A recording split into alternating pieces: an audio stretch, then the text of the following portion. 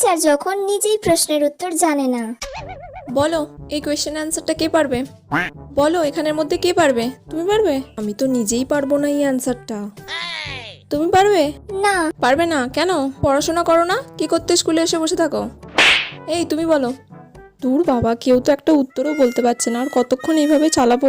বেলটাও পড়ছে না যে ক্লাস থেকে বেরিয়ে যাব, ভালো লাগে না। বলো। এই তোমরা সবাই প্রাইভেট কার কাছে পড়তে যাও? ম্যাম আপনার কাছেই।